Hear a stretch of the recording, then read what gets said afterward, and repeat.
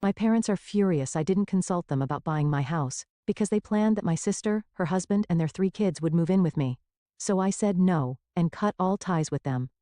My name is Lucy, and I'm 30 years old. I work as an investment analyst, and I'm pretty good at what I do. Some might say I'm too careful with money, but that's just who I am. Growing up as the younger of 2 sisters taught me early on that if I wanted something, I'd have to work for it myself. My sister Sarah is 3 years older than me. She's always been the golden child in our family, the pretty one, the social butterfly, the one who could do no wrong in our parents' eyes. Don't get me wrong, I love my sister, but our parents' favoritism was pretty obvious from day one. It wasn't just about the money, it was about the expectations. They always expected Sarah to succeed effortlessly, while I was just there. Sarah married Tom right after college. He works in construction management, and they quickly started having kids. Now they have 3, Emma 7, Lucas 5, and little Joey 2. They're sweet kids, but Sarah always complains about how hard it is to manage them in their rented apartment. As for me, I've been lucky in my own way. My best friend Jenny's parents own several properties, and they've been renting me a nice 1-bedroom apartment at half the market rate for the past 5 years. They trust me, and I've never given them a reason not to. I've been saving money religiously since I started working, living below my means, cooking at home instead of eating out, taking public transport when possible. All those small things add up. My colleagues often tease me about being too frugal, but I had a plan. I've always dreamed of having my own place, specifically a small country house. Working remotely became more common at our firm after the pandemic, and I only need to come to the office for important meetings. A peaceful place away from the city seemed perfect. Last week, I finally opened my savings account and really looked at the numbers. After years of careful planning and saving, I had enough for a down payment on a modest country house. I spent hours browsing real estate websites, looking at potential properties. Nothing too fancy, just a cozy place I could call my own. I was in the middle of browsing real estate listings when my phone rang. It was my mother, calling with her usual perfect timing. "Lucy, honey, don't forget we're expecting you for dinner on Saturday," she said, her voice carrying that subtle tone of command disguised as a reminder. "Sarah and Tom are coming with the kids, and please try to be on time for once." I arrived at my parents' suburban house at exactly 5:05 p.m. that Saturday. The driveway was already full. Sarah's minivan took up most of the space, forcing me to park on the street. Before I even reached the front door, I could hear the chaos inside. Emma and Lucas were probably chasing each other around the house while little Joey added to the cacophony with his toddler squeals. "Lucy's here," Sarah announced as I walked in, barely looking up from where she was trying to convince Joey to eat his mashed potatoes. The kids barely acknowledged my presence, too caught up in their own world. Mom was in her element, fussing over everyone and everything. Dad was already settled in his favorite chair, newspaper in hand. "Everything's getting so expensive these days," he grumbled from behind the pages. "Have you seen the price of gas? Highway robbery, that's what it is. Tell me about it." Tom chimed in, helping himself to another serving of Mom's lasagna. "And my boss, what a piece of work. Yesterday he comes in. Right? Completely changes the project timeline, without even consulting the team. Who does that?" Sarah nodded sympathetically at her husband while wrestling with Joey's bib. "At least you get to leave the house. Try being stuck in a cramped apartment all day with these 3. I took advantage of the chaos to check my phone under the table. There was this perfect little cottage I'd been eyeing, 2 bedrooms, a spacious kitchen, and a gorgeous garden. The price was right in my range too. I was so absorbed in the photos that I didn't notice Mom watching me until she spoke up. "Lucy, what's so interesting on that phone? You've barely touched your food." All eyes turned to me, and I felt my cheeks warm slightly. I could have made up something about work, but for some reason, I decided to be honest. "Actually," I said, "I'm looking at houses. I'm thinking about buying one soon." The silence that followed was deafening. Even the kids seemed to sense something had changed. Sarah's fork stopped halfway to her mouth, and Tom's endless complaints about his boss died mid-sentence. "Buying a house?" Mom repeated, as if she hadn't heard me correctly. "You?" "Well, yes," I said, already regretting my candor. "I'm just looking at options right now, nothing definite." "What kind of house?" Sarah asked, her voice oddly sharp. "Where?" "I haven't really decided yet," I said vaguely, trying to redirect the conversation. "Hey Mom, this lasagna is amazing. Did you change your recipe?" But I could feel it, the wheels turning in their heads, the unspoken thoughts almost visible in the air. My parents exchanged one of their meaningful looks, and Sarah kept shooting glances at Tom. The usual dinner chaos resumed eventually, but something had shifted. The rest of the evening felt off-kilter, like everyone was playing their usual roles, but with their minds elsewhere. A week flew by, and I'd almost forgotten about the strange tension at the family dinner. Work kept me busy, and I spent my evenings researching mortgage rates and property taxes. I was in the middle of a Zoom meeting when my phone started buzzing with my mother's caller ID. I let it go to voicemail, but she called right back, 3 times. Finally, during my lunch break, I called her back, expecting some kind of emergency given her persistence. Lucy, finally, Mom's voice was bursting with excitement. I found the perfect house for you. You won't believe how perfect it is. Martha. You remember Martha from church? She told me about this listing in her neighborhood. It's absolutely ideal. I put down my lunch and pressed my fingers to my temple, already feeling a headache coming on. Mom, I haven't even asked for help finding a house. But she was already in full swing, impossible to interrupt. It has 4 bedrooms. No, 5. The master bedroom is huge, and there are these adorable children's rooms with built-in closets. Oh, and the backyard. There's already a playground installed, can you believe it? And the location is just perfect, walking distance to St. Mary's Elementary School and the public library. Mom, I finally managed to cut in. I appreciate you thinking of me, but that's not what I'm looking for at all. There was a pause on the other end. What do you mean? I took a deep breath, trying to keep my voice gentle but firm. I'm looking for something completely different. I want a small country house, something cozy just for me. I don't need multiple children's rooms or a playground. Don't be ridiculous, she said sharply. You can't just think about yourself. You need to plan ahead. This house is perfect, it's even on sale. Martha says the owners are motivated to sell quickly. I know what works for me, I said firmly. I want a quiet place in the countryside where I can work from home. That's what I'm looking for. She made a sound of displeasure in her throat. Well, don't come crying to me when you realize I was right. The line went dead.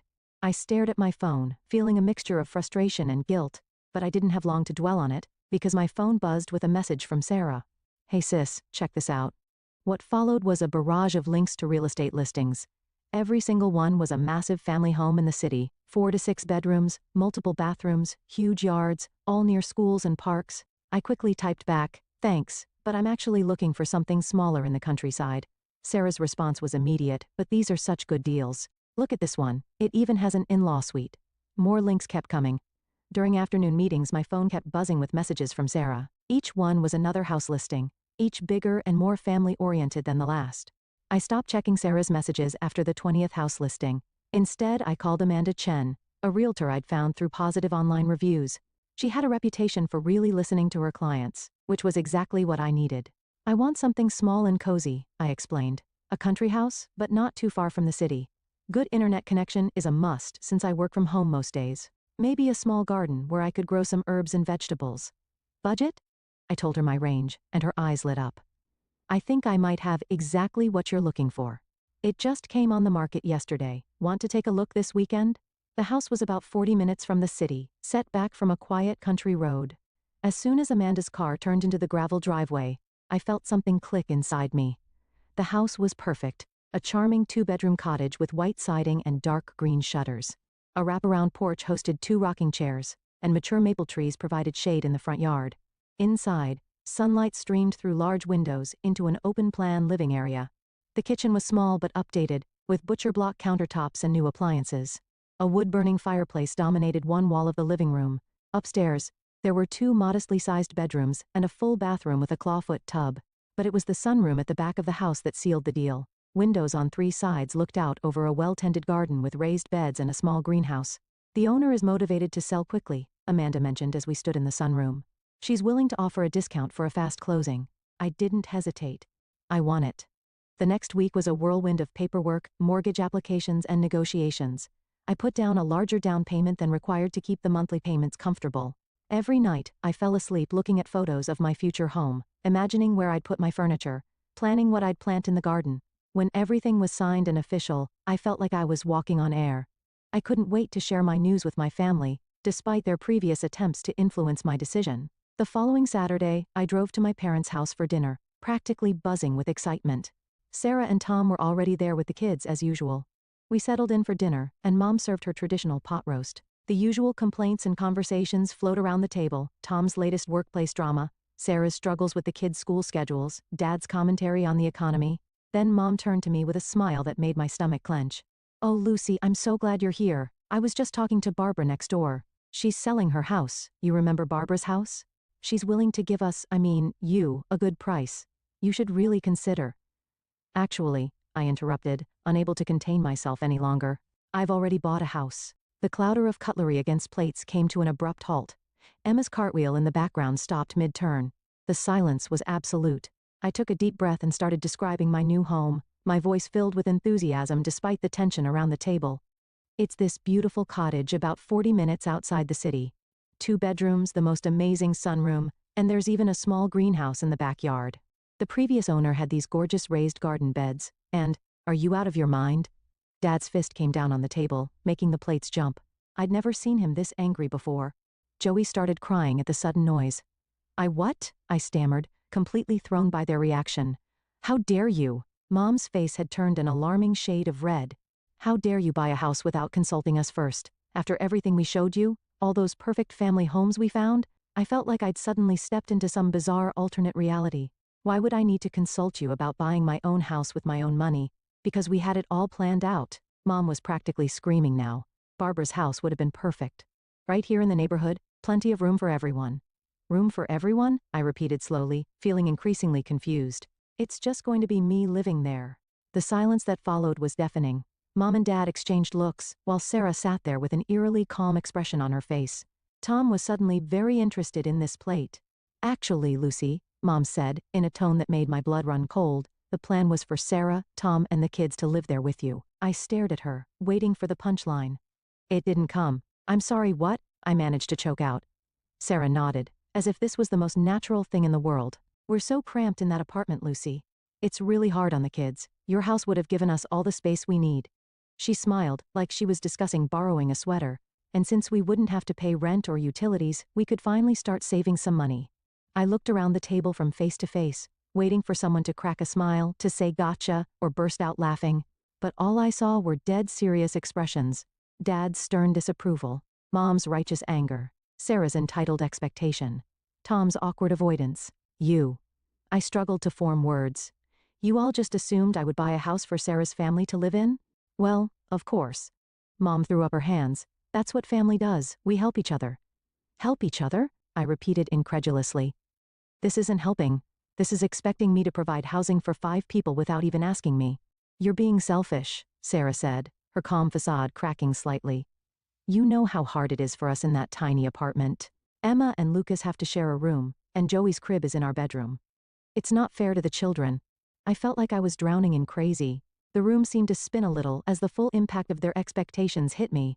They had all sat there for weeks, planning out my future, deciding how I should spend my money, without ever once considering what I wanted or even thinking they should ask me about it. You need to cancel this ridiculous purchase immediately, Mom demanded, her voice sharp with authority. Call your realtor first thing Monday morning. Barbara's house is still available, and it's perfect, right here in the neighborhood. Close to all the good schools and kindergartens. No. I stood up from the table, my chair scraping against the floor. The word came out stronger than I expected, fueled by decades of pent-up frustration. The dining room erupted into chaos. Mom jumped up from her chair, waving her arms. Dad's voice boomed over everyone else's. The kids started crying, picking up on the tension in the room. But we'll be so cramped, Sarah wailed, as if she hadn't heard me at all. Do you know how hard it'll be to get the kids to school from all the way out there? Emma has ballet on Tuesdays, Lucas has soccer on Thursdays. I spun to face my sister, something inside me finally snapping. You're not going to be cramped anywhere because you're not living in my house. None of you are, ever. Is that clear enough for you? The room fell silent. They all stared at me like I'd grown a second head. The entitled shock on their faces was almost comical. Lucy, Mom gasped, clutching her pearls. How can you be so cruel to your own sister? I grabbed my purse and headed for the door, their voices rising again behind me. I couldn't listen to another word. I got in my car and drove home in a daze, their screams still ringing in my ears. Sitting alone in my apartment later that night, memories started flooding back. Christmas 1999, Sarah got the expensive American Girl doll she wanted, while I received the knockoff version from the discount store.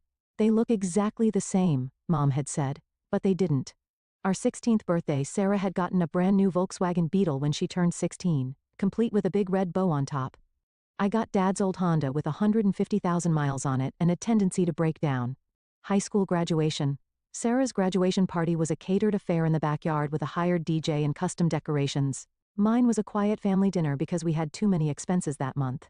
Apologize. Sarah attended her dream school with our parents covering every expense, tuition, room and board, even a generous monthly allowance. Meanwhile, I spent my senior year of high school applying for every scholarship I could find, staying up late to maintain my perfect GPA knowing it was my only shot at higher education. And now, here we were. After years of favoring Sarah, of giving her everything while I worked for scraps, they'd just assumed they could commandeer my house, the one thing I'd achieved completely on my own. They'd planned to hand over my dream home to Sarah, just like they'd handed her everything else. I was in the middle of packing my kitchen when the aggressive pounding started on my apartment door.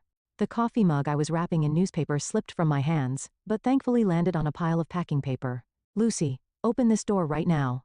My father's voice boomed through the wood. "We know you're in there."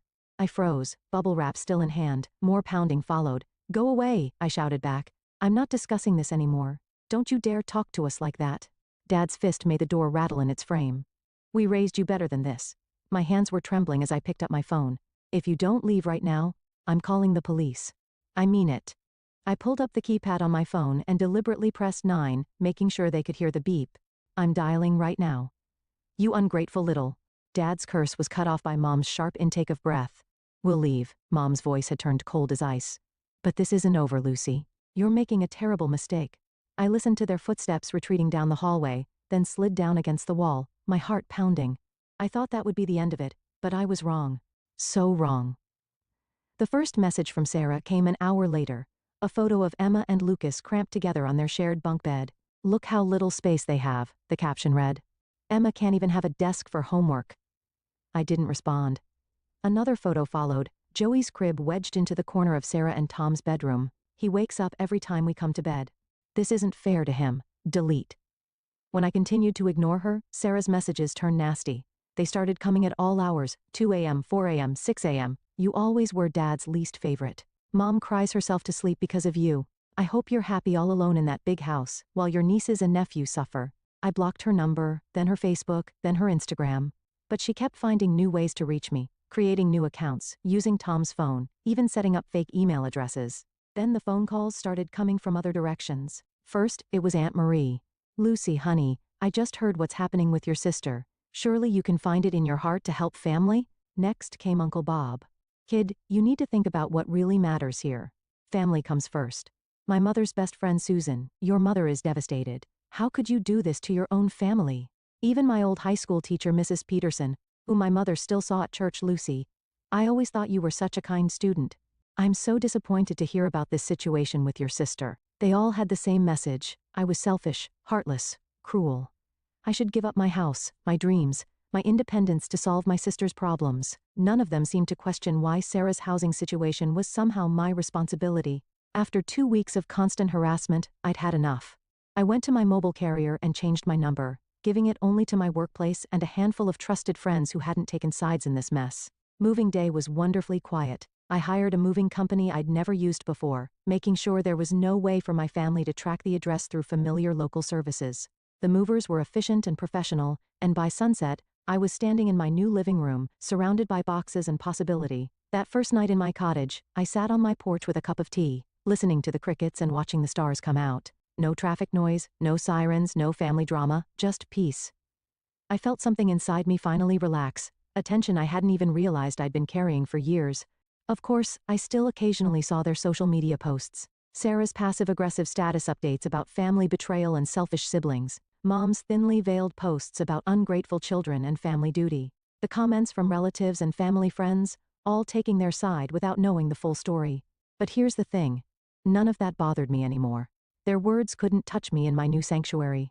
I transformed the second bedroom into a home office, setting up my monitors to face the window where I could watch birds visit the bird feeder I installed. The previous owner's raised garden beds now burst with herbs and vegetables, my first attempt at gardening turning out surprisingly successful.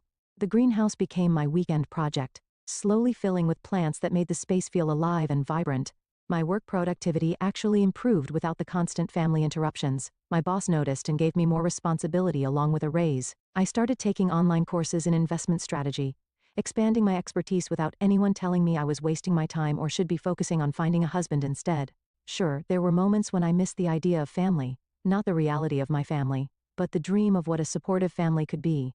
Those moments usually passed quickly when I remembered the peace I'd gained in exchange. I made new friends in the area, other professionals who worked remotely, a local gardening group that met monthly, neighbors who respected boundaries and didn't feel entitled to my space or time. None of them knew my family history, and I preferred it that way. They knew me as I am, not as the person my family tried to force me to be. The funny thing is, I'm probably being more true to my parents' original dreams for their daughters than Sarah is.